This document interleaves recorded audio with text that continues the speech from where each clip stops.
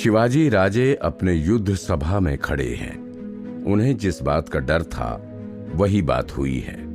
मिर्जा राजा जयसिंह ने लोगों में भय फैलाने के लिए बेनामी चिट्ठियां भिजवाई हैं। शिवाजी राजे ने अपने हाथों में गढ़ के बाजार विस्तार से मिली चिट्ठी को पकड़ रखा है।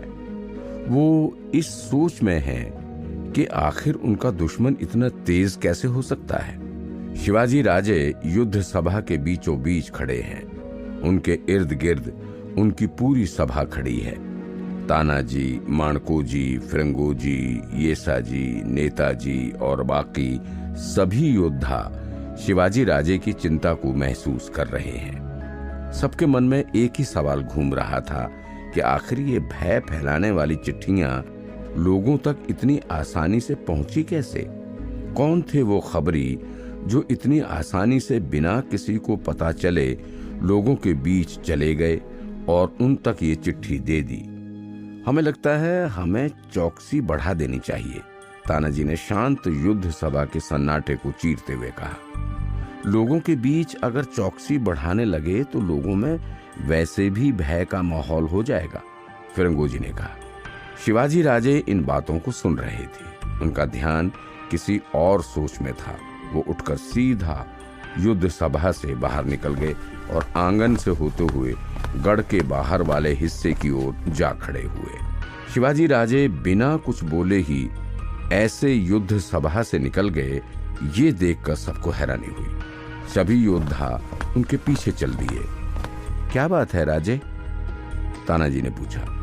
हमें फौरन लोगों के बीच जाना होगा, शिवाजी राजे ने चिंतित स्वर में कहा।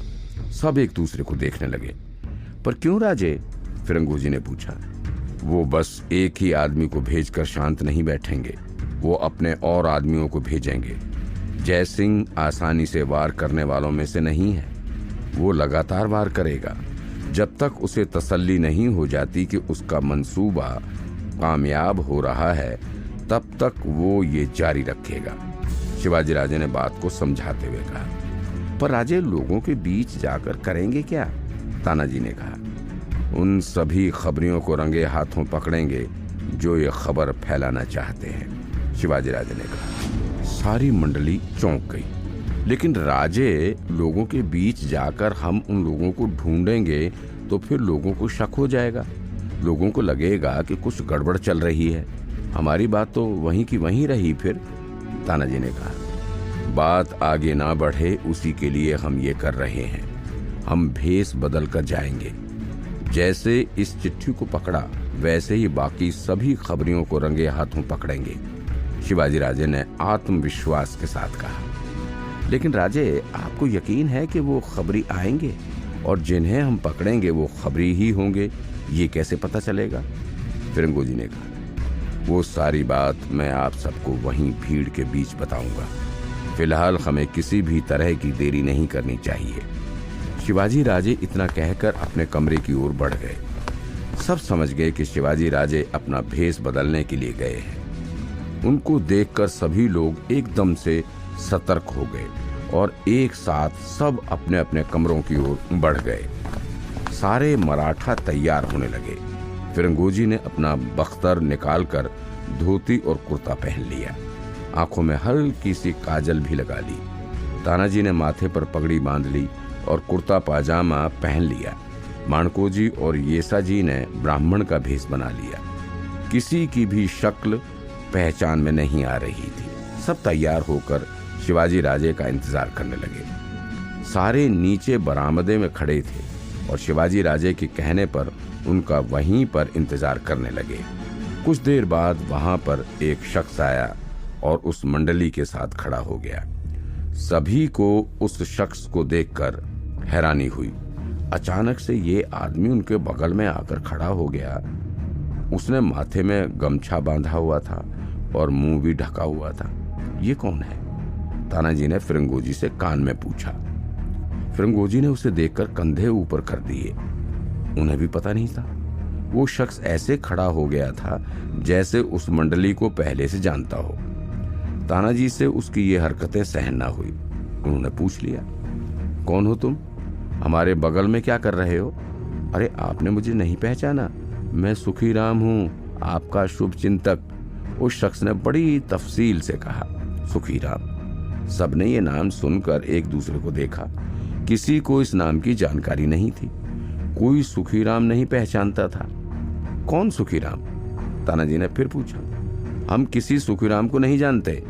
क्या बात कर रहे हो साहब? अभी अभी तो ऊपर युद्ध सभा में बात की आप लोगों ने कि जयसिंह के खबरियों को पकड़ना है, भूल गए? सबकी आंखें चार हो गई।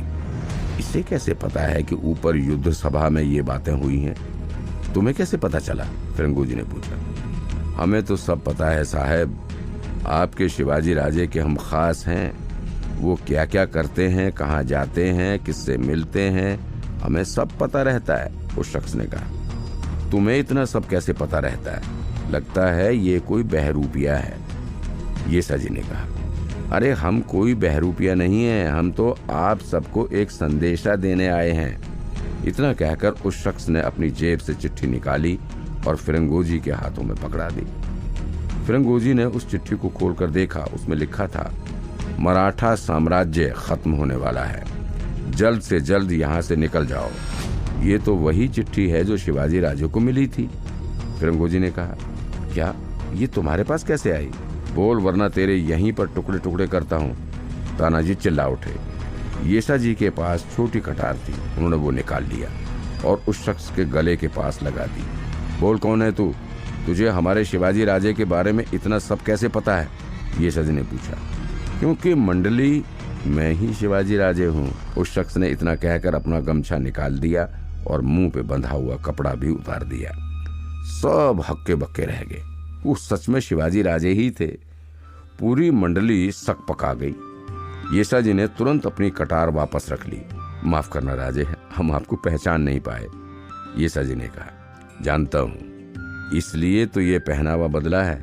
मैं ये जानना चाहता था कि आखिर इस हुलिये में मुझे कोई पहचान पाता है या नहीं। शिवाजी राजे ने अपने हुलिये को फिर से जांचते हुए कहा। किसी को ये समझ नहीं आ रहा था कि वो हंसें या फिर चुपचाप खड़े रहें। फिर फिरंगोजी ने जरा सी हिम्मत कर कर कह दिया। सच बताएं राजे, आप अगर अपना असली चेहरा ना दिखाते तो शायद हमारे बीच हाथापाई हो जाती। शिवाजी राजे ने एक पल फिरंगोजी की तरफ देखा और जोर से हंस दिए। बाकी सब भी हंस दिए। फिर शिवाजी ने आगे बढ़ते हुए कहा, चलो अब देरी नहीं करनी चाहिए। हम अपनी मुहिम में कामयाब ही होंगे। पर राजे, हम उन खबरियों को ढूंढेंगे कैसे? माणकोजी ने पूछा। शिवाजी राजे रुक गए। वो सबकी तरफ मुड़े, सबको एक घेरे में बुलाकर बात करने लगे। देखो, हमें ऐसे लोगों पर नजर रखनी है जो हमारे गांव के भेष में ना हो। अगर वो गांव के भेष में हुआ तो फिर उसकी हरकतें देखो। वो कहाँ जाता है, किससे मिलता है। आम लोगों पर नजर रखो। वे सभी आम लोगों के पास ही आएंगे। आसपास बस नजर घुमाते रहो। ये लोग अक्सर अपना मुंह ढका हुआ रखेंगे ताकि कोई उन्हें आगे जाकर पहचान ना ले। इनका साये की तरह रहना ही इनकी जिंदगी है, समझे? जी राजे, हम समझ गए। सबने एक साथ कह दिया। राजे खुश हो गए और सबको लेकर गढ़ के बाजार की ओर निकल पड़े। गढ़ के ऊपर से जीजाबाई शिवाजी राजे और उनकी मंडली की ये पूरी मुहिम देख रही थी। उन्हें पता था शिवाजी राजे अपना भेष बदल कर गए हैं तो शायद कोई बड़ी मुहिम ही होगी। इससे पहले शिवाजी राजे कभी हुलिया बदलकर इस तरह से लोगों के बीच नहीं गए हैं। जीजाबाई ने सबको बाहर जाते देखकर आंखें बंद कर ली और प्रार्थना करने लगी, हे ईश्वर, मेरे शिव बा और उनके सभी साथियों की रक्षा करना। इस तरफ शिवाजी राजे और सारी मंडली बाजार में पहुंच गई। वो आसपास नजर दौड़ाने लगी। माणकोजी और चिमना जी दोनों पूर्वी ओर गए। फिरंगोजी और येसा जी दोनों पश्चिमी छोर की तरफ नजर दौड़ाने लगे। शिवाजी राजे और तानाजी दोनों उत्तरी दिशा में आगे बढ़ने लगे, जहां से मुख्य रास्ता आता जाता है। शिवाजी राजे और तानाजी इधर उधर नजर दौड़ाने लगे। खुशकिस्मती से कोई उन्हें पहचान नहीं पा रहा था। इस तरफ माणकोजी और चिमना जी दोनों भी अपने रास्ते पर आगे बढ़ रहे थे और कड़ी नजर रखे हुए थे। जिस तरह से शिवाजी राजे ने उन्हें बताया था, ठीक उसी हुलिये को ध्यान में रखते हुए वे सभी उन खबरियों की खोज कर रहे थे। क्या लगता है इनमें से कौन होगा? फिरंगोजी ने येसा जी को पूछा। ध्यान लगाकर देखते रहो येसा जी, अनजान लोग कोई ना कोई सुराग दे ही देंगे, फिरंगोजी ने कहा। वाह फिरंगोजी, आपने राजे की बातों को बड़ी ईमानदारी से दिमाग में बिठा लिया है, येसा जी ने कहा। इसीलिए तो आज तक हम सब जिंदा हैं कि राजे की बातें हम अमल में रखते हैं और कामयाबी की सीढ़ियां चढ़ते जाते हैं। शिवाजी राजे तानाजी के साथ खबरियों को ढूंढ रहे थे। तभी तानाजी ने किसी को देखकर शिवाजी राजे को रोककर पूछा, राजे क्या वो हो सकता है? शिवाजी राजे जिस आदमी की तरफ तानाजी ने इशारा किया उसको देखा, 2 पल देखते रहे। नहीं, ये नहीं हो सकता, शिवाजी राजे ने कहा। क्यों राजे? देखिए उसने खुद को छिपाया हुआ है, अपने गांव में ऐसे तो कोई नहीं रहता, तानाजी ने तर्क देते हुए कहा। वो चुपचाप खड़ा है तानाजी, और कुछ कर भी नहीं रहा। ऐसे आलसी लोग हमारे गांव में कई मिल जाएंगे, शिवाजी राजे ने बात को समझाते हुए कहा। तानाजी शिवाजी राजे की बात को समझते हुए आगे बढ़े। दूसरी छोर से माणकोजी और चिमना जी दौड़ते हुए शिवाजी राजे के पास आए और बोले, राजे लगता है हमें एक छावनी में कोई अनजान व्यक्ति दिखा है। माणकोजी ने कहा। तो आप मेरे पास क्यों चले आए? उसके पीछे रहो, वो भाग जाएगा, शिवाजी राजे ने कहा। पर वो एक खूंटे से बंधा हुआ है, उसके साथ एक सफेद खच्चर भी है जो यहाँ का नहीं लग रहा। हमें संदेह हुआ तो सोचा कि आपको पहले पूछ लें। शिवाजी राजे को खच्चर वाली बात सुनकर संदेह हुआ। गढ़ में सफेद खच्चर अक्सर आते नहीं हैं। शिवाजी राजे ने शक जताते हुए कहा, तानाजी आप यहीं पर नजर बनाकर रखिए, मैं ये देख कर आता हूँ। शिवाजी राजे तुरंत माणकोजी और चिमना जी के साथ उस तरफ दौड़े जिस छावनी में उन्होंने उस शख्स को बंधा हुआ देखा और साथ ही बगल में खच्चर को घास खाते हुए देखा। तो शिवाजी राजे के भी दिमाग में ये खटक गया, इस तरह खच्चर कभी आते नहीं हमारे गढ़ में, शिवाजी राजे ने कहा। तो ये कहां से आए होंगे राजे? चिमना जी ने सहज सवाल किया। ऐसे खच्चर विदेशी ताकतों के पास ज्यादा होते हैं। खच्चर पहाड़ चढ़ने के काम आते हैं और इस्लामिक इलाकों में पहाड़ी ज्यादा हैं, वे लोग इसका ज्यादा इस्तेमाल करते हैं, शिवाजी राजे ने कहा। तो क्या ये हो सकता है? माणकोजी ने पूछा। शायद, शिवाजी राजे ने कहा। फिलहाल यहीं पर बैठकर इंतजार करते हैं, कोई अंदर होगा जरूर। शिवाजी राजे और उनकी मंडली उस छावनी के सामने एक दुकान पर तफरीह करने लगे। उनका ध्यान उसी छावनी पर था। उस दुकान पर कहवा मिलता था। शिवाजी राजे ने सबके लिए कहवा मंगवाया। कहवा वाले ने हाँ जी कहकर सबके लिए कहवा परोसा। शिवाजी राजे ने कहवे की पहली चुस्की ली और वो चौंक गए। उनको चौंकते हुए देख दुकानदार बोला, क्या हुआ साहब, कहवा पसंद नहीं आया? शिवाजी राजे ने उसके सामने देखा। नहीं, पसंद तो आया, पर ऐसा कहवा कभी गढ़ में पिया नहीं। तुम यहाँ कब से आए हो? शिवाजी राजे ने सीधा सवाल किया। अरे भैया, हमारी दुकान तो इधर कब से है, हम ही नहीं आते थे, हमारे भैया जी संभालते थे। शिवाजी राजे को इस बात पर शक होने लगा। कोई भी गढ़ को छोड़कर कहीं और काम करने नहीं जाता, और इस इंसान को तो शिवाजी ने पहली बार देखा था। जिस कहवे के बारे में शिवाजी राजे पूछ रहे थे, वो कहवा अरबी देशों की बनावट है। शिवाजी राजे को कहवे का स्वाद तभी पता चल गया था।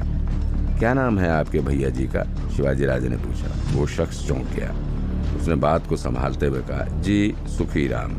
सुखीराम सुनकर शिवाजी राजे की आंखें बड़ी हो गई। अभी कुछ देर पहले ही शिवाजी राजे ने अपनी मंडली को भेष बदलकर चौंका दिया था, नाम दिया था सुखीराम, और अभी ये शख्स भी वही नाम कह रहा है। सबको उस शख्स पर शक होने लगा। शिवाजी राजे ने उसकी दुकान के चारों ओर नजर दौड़ाई। उसने देखा कि चारों ओर अनाज ही अनाज है। भला कहवे की दुकान पर इतना अनाज किस काम का? शिवाजी राजे को और शक होने लगा। उन्होंने फिर पूछा, वो सामने जो खच्चर दिख रहा है वो तुम्हारा है? उस शख्स ने खच्चर पर नजर दौड़ाई और फौरन बोला, नहीं साहब, मेरा नहीं है। उसके बाजू में बंधा हुआ बंदा भी तुम्हारे साथ नहीं है ना? शिवाजी राजे ने फिर सवाल किया। नहीं साहब, मैं उसे भी नहीं जानता। ठीक है माणको जी, जाओ उस शख्स को खूंटे से रिहा कर दो और खेतों में ले जाकर मार दो, साथ में खच्चर को भी ले जाओ, शिवाजी राजे ने आदेश दिया। माणको जी शिवाजी राजे की तरकीब समझ गए। उन्होंने तुरंत गति पकड़ी और तभी वो दुकानदार बोला, अरे साहब ऐसा क्यों कर रहे हैं, क्यों मार रहे हैं उसे? वो सामने वाले घर का मालिक होगा। जिस भी घर का मालिक गढ़ में रहता है उसे पता होता है कि कोई भी जानवर पीछे मैदानी इलाकों में चराने के लिए रखे जाते हैं, ना कि यहाँ बाजार में। तुम यहाँ के नहीं लगते? शिवाजी राजे ने जरा कड़क मिजाज से पूछा। इतना सुनते ही वो शख्स बौखलाने लगा, उसकी सिट्टी पिट्टी गुम हो गई। शिवाजी राजे ने माणको जी से फिर कहा, माणको जी जाकर मार दो उसे और खच्चर को अपने पास रख लो। माणको जी ने तुरंत अपने कदम बढ़ाए। वो दुकानदार अब पूरी तरह बौखला गया। वो तुरंत अपना सारा काम छोड़कर माणको जी की ओर भागा। शिवाजी राजे ने उसे टांग अड़ाकर गिरा दिया, उसे गर्दन से दबोचा और पूछा, बोल कौन है तू, क्यों भागा उसके पीछे, बोल। माफ कर दीजिए मुझे साहब, मुझे दिल्ली से भेजा गया है सुल्तान के हुक्म से। मंडली ये सुनकर दंग रह गई। यहाँ क्या करने आए हो? शिवाजी राजे ने पूछा। लोगों के बीच खबर पहुंचाने, मिर्जा राजा जयसिंह के कहने पर। उसी वक्त येसा जी और फिरंगोजी भागते हुए आए और कहा, राजे हमें 3 और अनजान शख्स मिले हैं जो गढ़ की ओर भागे हैं। हम उनका पीछा कर रहे हैं। लगता है ये लोग पूरा गिरोह लेकर आए हैं। शिवाजी राजे ये बात सुन ही रहे थे कि उस शख्स ने एकदम से जोर लगाया और शिवाजी राजे को पीठ के बल धक्का मार दिया। शिवाजी राजे की पकड़ छूट गई। वो शख्स वहां से भाग निकला। जैसे ही वो शख्स वहां से भागा, सामने वाले घर के अंदर से भी एक शख्स बाहर निकलकर दूसरी ओर भागने लगा। शिवाजी राजे ने चिल्लाकर कहा, चिमना जी उसके पीछे भागो, वो बचने न पाए। इतना कहकर शिवाजी उस दुकानदार के पीछे भागे। माणको जी भी उनके साथ भागे। क्या वो सभी शख्स वही थे जिनकी तलाश शिवाजी राजे को थी? क्या शिवाजी राजे उन्हें पकड़ पाएंगे? जानेंगे अगले एपिसोड में।